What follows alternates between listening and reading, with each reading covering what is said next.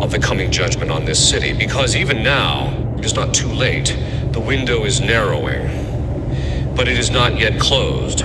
The third city, the one that surprised me most. I have been in this ministry for a long time. I have heard things in the exorcism room that would make a secular psychiatrist question his own sanity. I have sat with mystics and visionaries and discerned their experiences against the gold standard of Catholic theology and the teachings of the saints. I have read the great literature of Catholic mysticism, John of the Cross, because the first two cities had a logic that Siena once explained made theological sense. I thought I knew what to expect. Great apostasy, great accountability, great power, great judgment. The third city followed a different logic entirely. This city is not a capital. It is not a major port. By the standards of global power and influence, it would be considered secondary, perhaps even obscure to people who think in terms of geopolitical importance. And yet, in the vision, it was shown with the same gravity, the same spiritual weight as the other two. The soul asked Our Lady, why? What had this city done? What made it equivalent in terms of prophetic significance to cities that carry vastly greater temporal power? And the answer given was this. It was not what this city had done. It was what this city had been given and what had been done with that gift.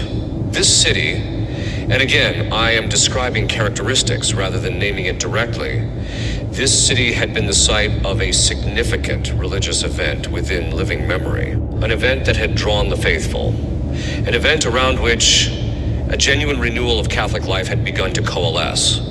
There had been grace poured out in this city, tangibly, visibly, in ways that even skeptics had taken note of. And then something happened. Not a single dramatic event, a slow corruption, a gradual capture of the institutions through which that grace had been flowing. The organizations, the communities, the structures that had been built in the wake of that religious event were one by one infiltrated, compromised, rarely here, turned toward purposes that were the opposite of the charism they had been given. And the people of that city, many of them, had either failed to notice or had chosen not to notice.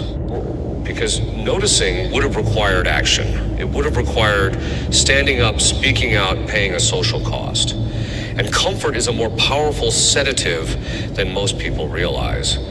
The third city in the vision was shown not being struck the way the first two were shown. The soul described something different. She described the city being overshadowed, as if a great darkness simply settled upon it like a fog, like a shroud, not sudden, not violent, gradual and complete. And in that darkness, she said, the people wandered. They were alive, but they could not find each other. They could not find their homes. They could not find the churches.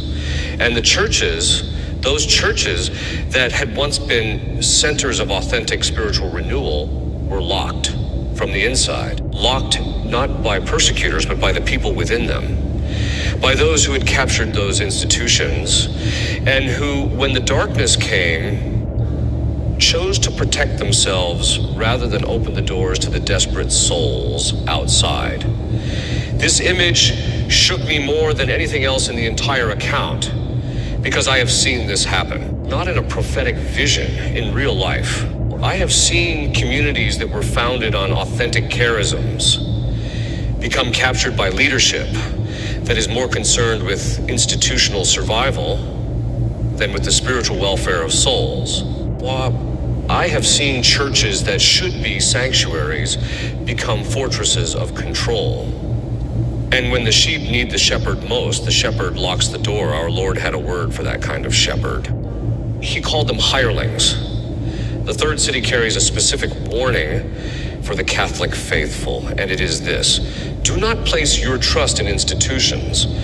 Do not assume that because something has a Catholic name, a Catholic history, or a Catholic aesthetic, that it is spiritually safe.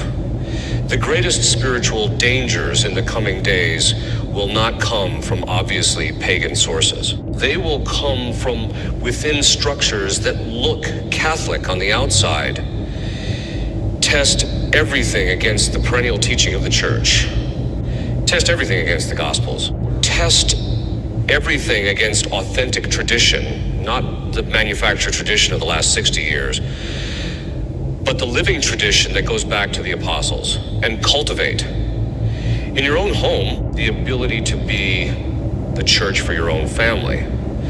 Because the time may come, is perhaps coming, when the institutional church in your area is not available to you in the way you expect. Sacraments may become harder to access. The priests who preach the truth may become fewer. The sanctuaries that are genuinely safe may be more difficult to find. This is not a reason for despair. It is a reason for preparation. The practical preparation that the mystics have always recommended is specific and simple. Blessed candles kept and ready. Confession received frequently. Do not let more than a month pass without going to confession. The rosary, prayed daily. The scapular, worn and received through the proper rite. These are not magical objects. They are sacramentals, physical points of contact with the grace of heaven, chosen by Our Lady herself